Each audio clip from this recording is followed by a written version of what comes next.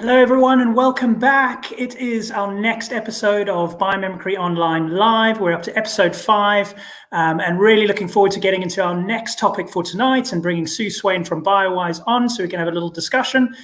Before we bring her on, let's just have a little step back, actually, and just sort of think about what biomimicry is as we step back. And then when Sue comes on, after that, we're going to talk a little bit more details into the sort of context that Sue's bringing to this discussion.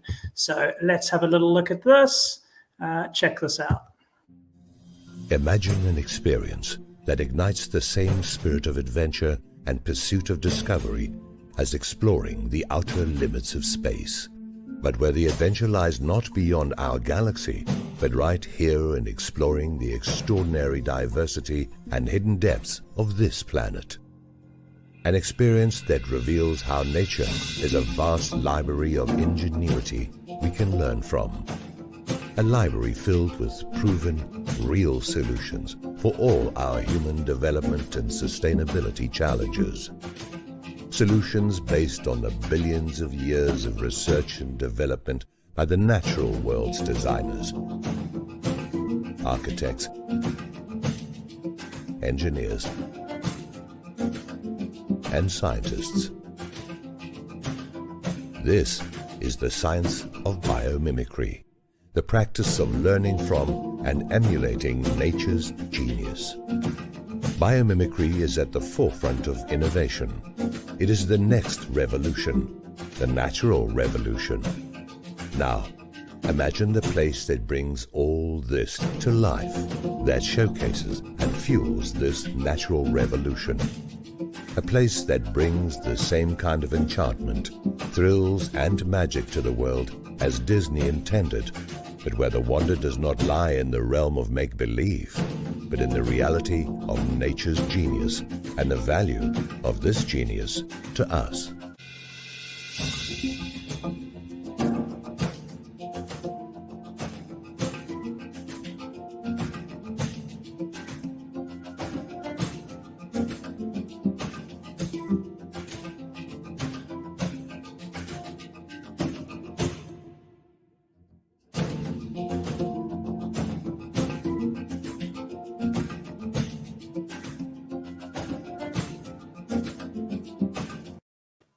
Hello, Sue. Welcome back. Thanks, Raj. Good to be here, and welcome to everyone who's listening in. Thank you. Thanks so much. So we're up to episode 5 now, and we're about to dive in to our topic for this evening. For those of you who may be tuning in for the first time, usually over these episodes, this 5th episode now, we break down some of the modules that are now available at theexpeditionproject.com that Sue from Biowise has been developing, some fascinating topics delving into biomimicry and the way that Sue's starting to perceive, obviously, the topic over many years of research and looking into the topic, which is super fascinating. So tonight we're going to talk about 2 topics within one of the modules that is available. The first topic is about the essential elements of biomimicry, and the second topic is why aren't we fitting in? So I suppose just to dive straight into first topic, essential elements of biomimicry. Shall we watch a little video just to give everyone a taster and an intro to what we're talking about? Yeah, let's go for it. Okay, check this out, everyone. Now, the brand of biomimicry we're following is the one that was developed by Biomimicry 3.8, the organization that was set up by Dana Baumeister and Janine Benyus, author of the book Biomimicry Innovation Inspired by Nature. And they center their approach to biomimicry on seeking nature's advice to bring about a cultural shift towards sustainable living by focusing on designing and innovating sustainably. And they've identified 3 essential elements that will help make this happen: reconnect, emulate, and ethos. These are essentially the core elements that are central to the seed of an idea that is rapidly spreading. And it's this idea that we can live differently. And biomimicry is saying, yes, we can, if we want to, and if we reconnect with, learn from, and emulate nature's genius. Fantastic. Okay, let's dive straight in, Sue. So when we're talking about essential elements, do you want to give us a little bit of a background of where that came from and sort of that sort of phrase and sort of coming to terms with it in that way? Yeah, look, the essential elements is something that Biomimicry 3.8 identified right from the get-go. That and the reconnect element is, I think, potentially the most important because it addresses our relationship, our understanding, and our valuing of nature, which is critical if we're going to start living differently. And the whole ethos is centered around the desire to fit in on Earth again. So obviously that recognizes that we're currently not fitting in. And I know the next clip that you're going to show will actually explore some of that reasoning. So yeah, so essentially what we're saying is biomimicry, which again is taken from the Greek word bios, meaning life, and mimic to imitate. It's really about learning from life on Earth. And so that's where the reconnect comes in. The emulate is then actually taking the lessons from life and actually applying them in our lives. And with the broader ethos being, how do we fit in? How can we start to live more sustainably, which by definition actually has to mean living regeneratively. What I love about the way you've broken up these modules and this course in general is that it's such a nice combination of breaking down into sort of simple terms, so it's quite sort of manageable and you can understand what's going on, but also going to some of the complexities of it as well, which is great. And the way I sort of interpreted these essential elements is just sort of, let's go back to the basics, right? Let's go back to some of those key points that are so important. And I suppose a lot of us might have intuitively and really sort of have these, maybe as we're young and we're starting to, develop our own senses and our own sort of connection with the world around us. And then probably along the way, it gets lost, I guess, doesn't it? It does somehow get lost, yeah, because I do honestly believe we are born with that intuitive knowledge. Because we're born of this planet, we're the same chemical elements, we've got this, we're genetically wired to actually get this planet. And yet something in us, as you say, as we get older, we start moving away from that. We're conditioned into thinking we're something separate, an entirely separate species. In fact, that, we don't even really belong with nature. There's nature and there's us. And therefore, maybe the principles by which nature lives are not applicable to us. And that's really what biomimicry as a way of being is looking at addressing. So I'm delighted to hear you like how it's been broken down in that, and it always comes back though to our planet though, because everything is contextual. Nature designs in context. We need to start living within the context of our planetary system, our planetary home. And I think that's really essential. So that's why one of the first modules looked at spaceship Earth, so that we really understand the context. And now it's getting into, okay, so what is biomimicry within that context? Oh, fantastic. So if you're just tuning in, or if you're watching this on replay, or if you've been watching since the start, post your questions in the comments or the reply box of where you're watching this. There's a few places that this is sort of going out. So wherever you're watching, there will be a sort of a comment or reply box under that. Post your questions. We can answer them live if you do post them. If you're watching on replay, still send in your questions. We can always answer them after the stream or pass them on to the next stream when we have the next one of these monthly lives.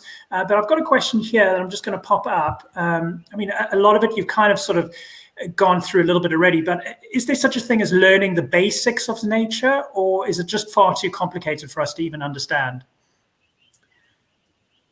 That's a really cool question, because I think, as a species, we have a tendency to want to make things more complicated than what they are. This isn't rocket science.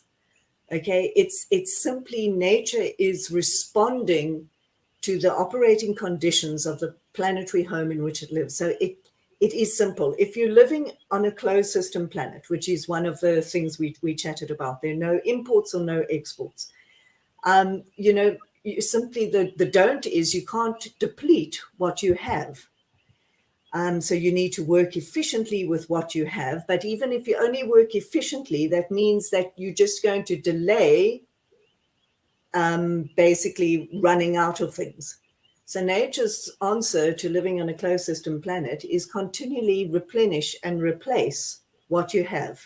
Now, that's not rocket science. That's just common sense. And I think that's the most important thing for us to start doing, is to start bringing common sense back into it. There are only 3 operating conditions that we really need to consider, or to have at the forefront of our minds. Closed system, it's a dynamic planet, so it's constant change, and everything is connected to everything else. And if you can start living and breathing those conditions, then thinking how to live wisely within those conditions does become second nature. And it honestly isn't rocket science. And that's what I hope the course will also reveal to people, that this is simply, yeah, it makes sense. How on earth have we moved away from that? How have we got so lost along the way? It's quite astonishing, actually. For those of you watching, I first met Sue about 15 years ago, and just what she's talking about, that sort of light bulb moment, was exactly what happened to me. And probably 15 years before that, it happened to Sue when she sort of got introduced to the same sort of thing. And I just remember thinking, oh my God, yeah, that just makes so much sense. And why isn't this like the first thing you learn at school? And why isn't this just so embedded into everything we do? Because it does just make so much sense. And as we said before, we just literally we've lost our way, and we're losing our way even more. In case you're sort of wondering, we're talking about module 3, which is reconnecting with life on Earth. It's the 3rd module in what is now a 5-module online course. Lots more to come, and we're talking in particular about essential elements in biomimicry. I've got another question here, Sue, if you wouldn't mind, if it's okay. So, interesting one. When introducing someone to biomimicry, so for the first time, what would you say to them if they have not a lot of context, not a lot of access to a garden or open space, nature? They're in the middle of an overpopulated city, or they're just fighting to survive. There's so many things going on. And how would you then introduce a topic like biomimicry to them? I do think the reconnect element is so important. Look, I do understand not everyone has access to nature, so there's almost this natural feeling of it's something out there, I can't get to it or whatever. But you'll be surprised, even in the most populated of cities, if you just start looking for life around you, you'll see it. You'll see it in a plant, or what we categorize as a weed, growing in the crack of the pavement. And, if you just stop for 1 second to think of the extraordinary resilience of that species to be growing in the crack of a pavement, and yet it's there, flowering, celebrating life, tapping into the sun, actually photosynthesizing, bringing color to our lives. So there's that. I think pretty much every city nowadays does have some open space. So it's consciously saying to yourself, I'm going to make that act of getting out there and going and finding that open space, finding one tree that I could engage with. You could even, bring life into your, if you live in an apartment or something, get a pot plant for that can survive indoors, and start just, being amazed at this living organism who is now sharing your space. When you're fighting to survive, I do understand that that's a lot more challenging, but perhaps one even needs to understand, what do we mean when we say fighting to survive? Is it that we don't have, we're relatively poor, we don't have a lot of money, we just trying to make ends meet? Maybe we're deeply depressed. All of these things. There are countless studies, Raj, that just show how much connecting with nature can actually make us feel better when we just start to breathe. And I think another way is to do it via our senses and just connecting with the elements, because no matter where you live, sunshine is something that's there. Okay, maybe on some days it isn't or whatever, but the atmosphere we're breathing, the oxygen we're breathing, the air we're breathing, engage with that. Water, so that kind of thing. And then you start to then ask yourselves, okay, so what could I actually learn from this organism, this creature, or this space that I'm able to engage with and connect with? Does that make sense? No, 100%. I need to start writing down some of your little phrases and quotes, actually, because you've just popped up with another one there, and which is, to be honest, just stop and breathe. I know it sounds so simple, but I forget to actually just take a deep breath some days. When you're stressed or when you're busy and stuff like that. And a phrase that I heard you say months ago was, nature's a library of solutions, and it is so true. We're always fighting for solutions to stuff that nature's been solving and overcoming for millions of years, and then just as you say, just stop and breathe. It is so simple when you break it down, actually, isn't it? It is, yeah. Because, what we've got to understand also is that our human bodies, we're actually a composite species. They say we have more microbial cells than human cells in our bodies. We cannot digest a morsel of food without the microbes that live in our gut biome. We can't actually survive at all. And neither can they. Yeah, our body is providing the ecosystem for them as well. So there's this reciprocity that we don't even realize is happening.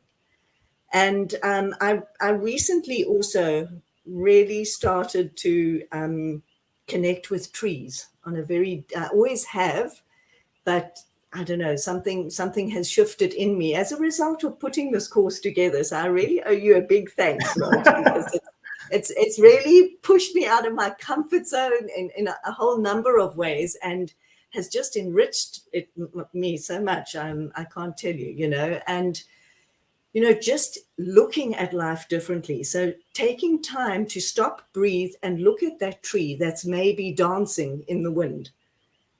And actually just for a second, understand this organism that's rooted to the spot, and yet is able to move thanks to the wind.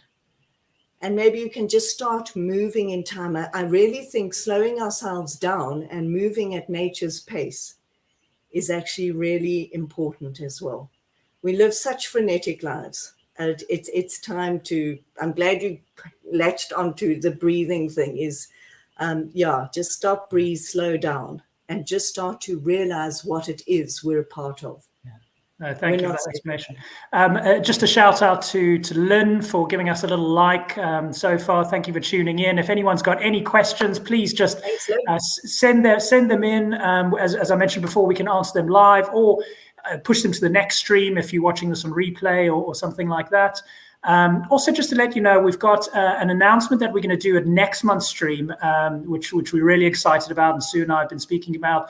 We're really all about trying to get this community together, get the conversation going, start to have some discussions, getting people to share what their journey's like, how they're going through this process, as Sue once did and as I did, and all that kind of thing. So look out for our next live stream, and this is a monthly live stream on the first Thursday of every month. So we'll be looking into November for the next one. We've got an important announcement that we're gonna share with you then. So do tune in. For now, though, we've got a little 24 hours flash sale that's happening over at the Expedition Project, where you can get all of Sue's modules right now for a massive discount. So go and check those out. Go and have a little look and get involved with that.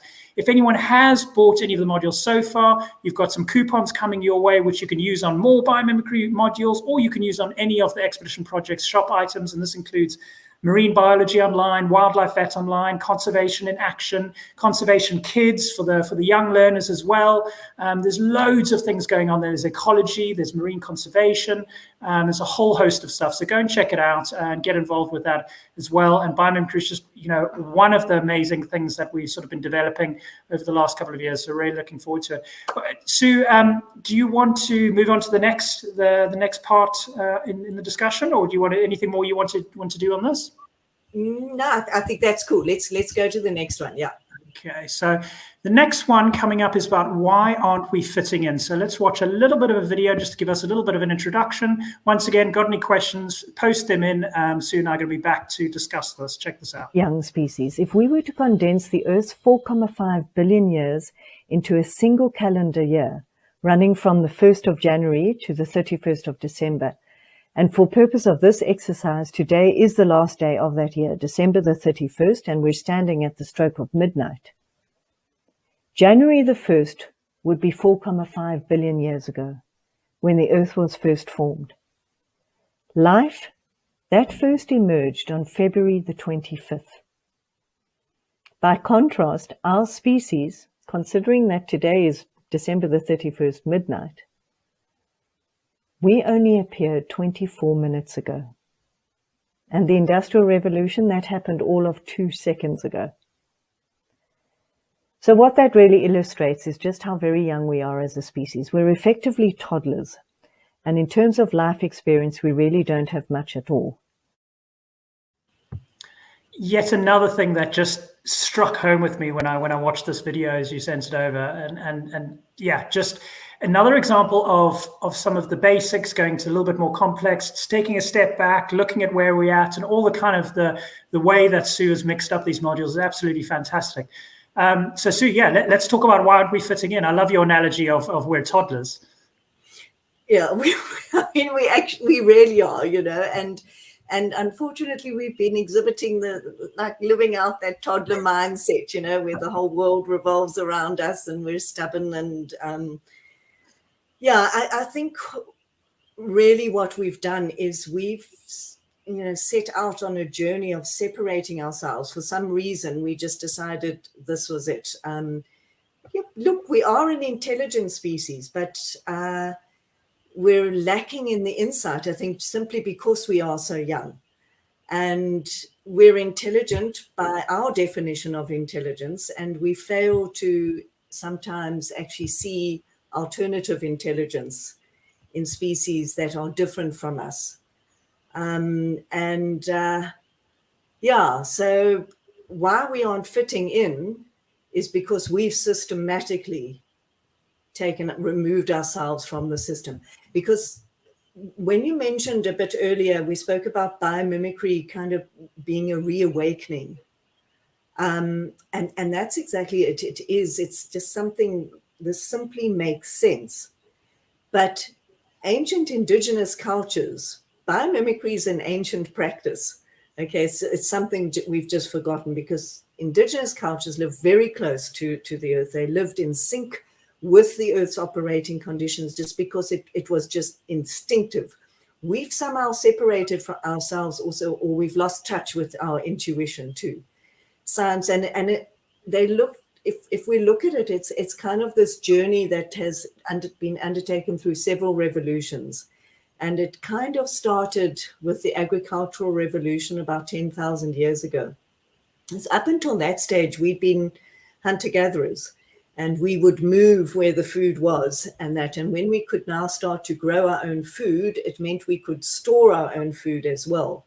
So we started to settle in places, and so we immediately had more time on our hand, and that's when they've actually figured out that's when human population growth began to take off, because we weren't spending as much time hunter-gathering. We were now able to procreate a bit more, you know, and so civilizations came in, and then overpopulation started to emerge within these civilizations, and wars developed. But then we went from really this reverence and awe and considering nature and Mother Earth and Mother Nature to something with the scientific revolution. We just suddenly said, no, that's obsolete.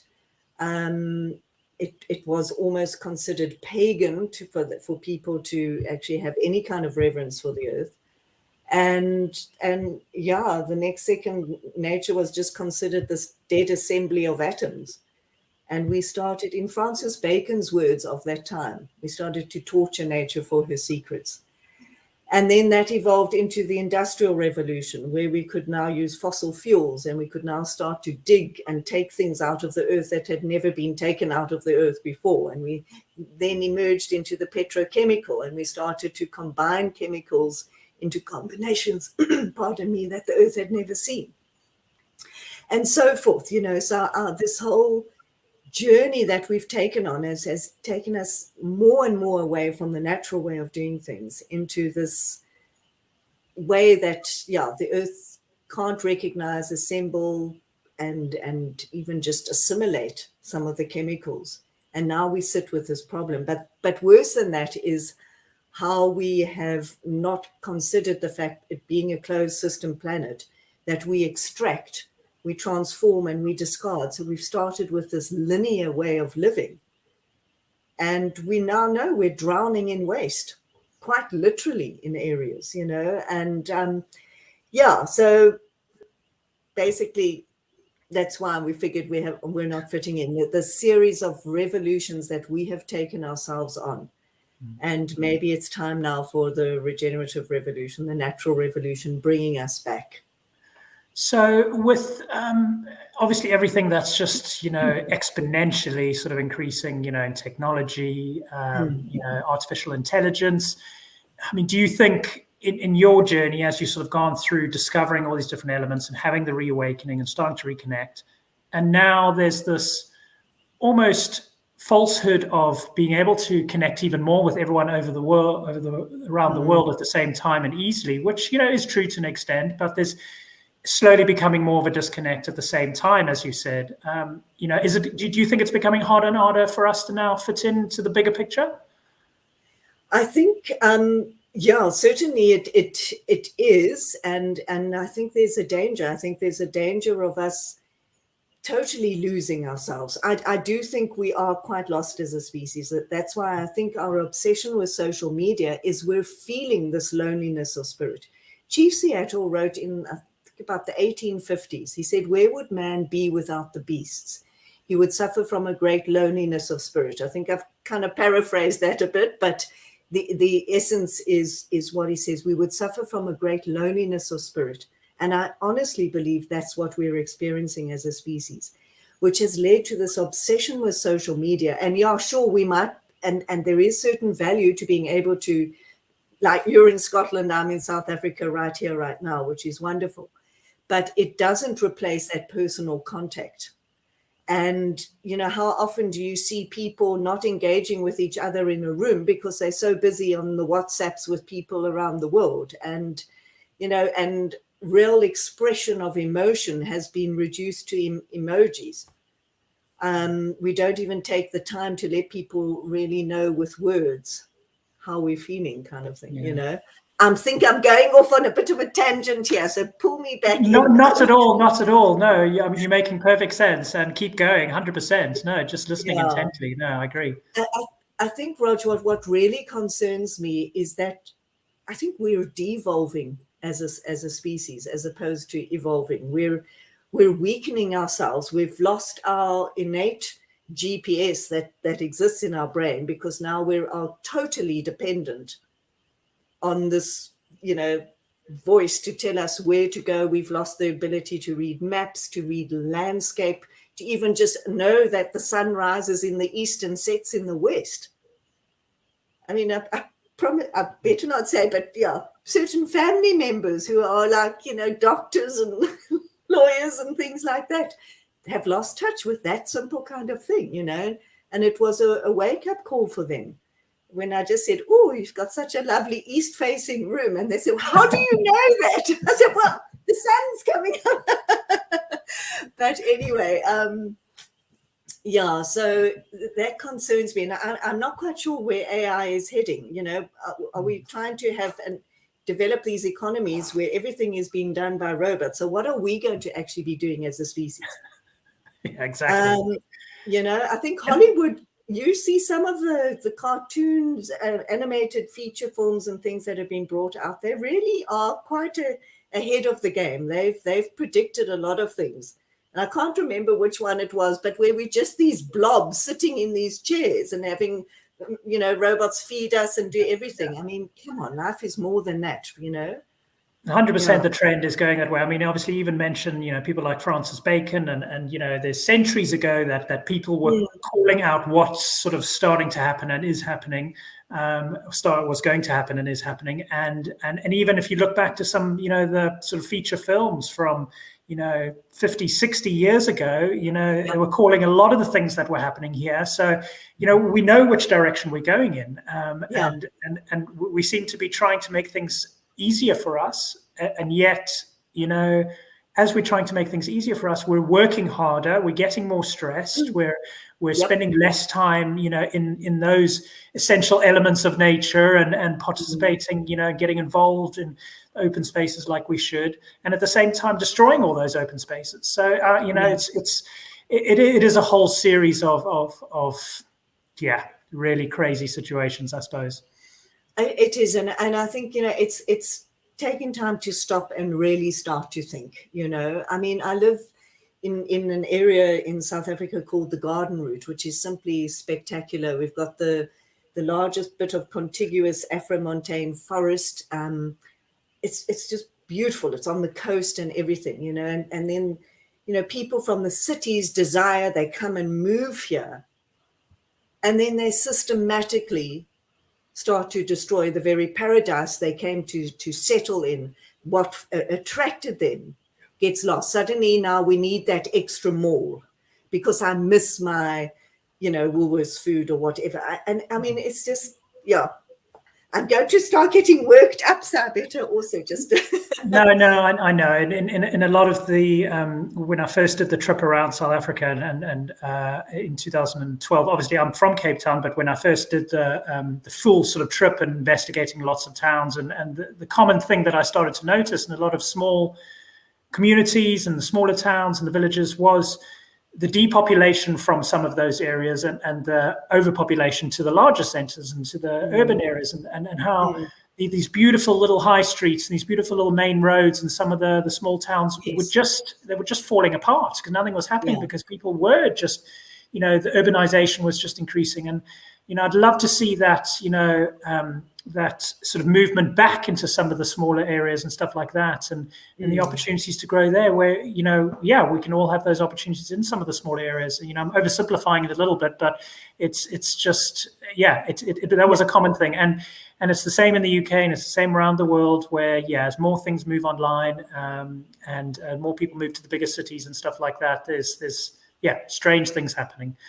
Sorry, go on, Yeah, no, I mean, you've hit the nail on the head. And when we get into a few later modules, we'll start to understand how nature lives because if you look at ecosystems, you can really compare them with our cities, our human systems. And there are so many lessons we can draw from that. But I think there are a lot of grassroots movements, Rog, that are happening where people are waking up, where they are realizing that, the massive, large supermarket chains and things like that aren't necessarily the way to go, that it's getting back to more artisanal things and that. And so I think, as much as we've focused on the fact that we're not fitting in, I think is an awakening that's happening. And I'm just hoping that through this course, we can, create this community of a network of people who are starting to think differently from around the world. And that's where we can tap into technology and put it to the best possible use. And take it from there. Yeah, so I mean, if you are watching this, please do share this vision that Sue's got, and these modules that we're putting out there. Get them involved. They're very accessible for all different ages. It's really fantastic, eye-opening, kind of interesting topic that I think more people should know about. So please do spread the word, get involved. Let's build that community, as Sue says. So to round off for today's talk, what sort of message would you like everyone to walk away, in particular on sort of the essential elements of biomimicry side of things? Roger, I'd really like people to start to think about their relationship with nature. We've spoken about tonight as, as a whole, as a species, these revolutions we've gone on, but the whole thing is we've got to bring it right back home to me, because that's where the difference can be made. I can't change the world. I can change me, and I can change my household, and you start growing it out from there. So really, how would you describe your relationship with nature to a friend? How would you describe it? Do you feel you're separate from nature? You might recognize that, yes, we have things in common, but no, we're this entirely separate species that really can't be compared with nature. So I think really start chewing on that. Start asking yourself and start thinking how life could be more different if you actually had a closer relationship with life on Earth. Perfect. So that's our live stream for tonight. The next one of our monthly, it'll be up to episode 6 already. I can't believe it. And we're going to November already. Can't believe it as well. So the next one's 4th of November, same time, same place. In the meantime, go and check out our 24-hour flash sale where we're giving you even more chance to take on board some of these modules. Tune us in for the next live stream. We've got a special announcement. We're really going to start to aim to build this community even more and get the conversation started. Sue, thank you so much for joining once again. Always an absolute pleasure chatting to you. Thank you for your time. Likewise, Rog. Yeah, thank you. And bye, everyone. Have a good evening. Well, good morning or wherever you might be, actually. Wherever you are watching it, on replay, on live, whatever. Thank you so much, everyone, for tuning in. As I say, if you are watching replay, send us your questions, even if it's on replay, and we can always get back to them on the next live stream or message a little reply to you. We're going to play out with an online conference that Sue was involved in a few months ago that's been turned into a fantastic online course. Sue was one of 9 organizations that got involved with us to speak about all things wildlife conservation, nature conservation, environmental conservation. And Sue did a lovely presentation on there. It's a fundraising course, so please go and get involved with that. I'm going to play out with that so you can learn a bit more about that. And we'll see you next time. See you, everyone. Bye. Thank you. Bye. Bye.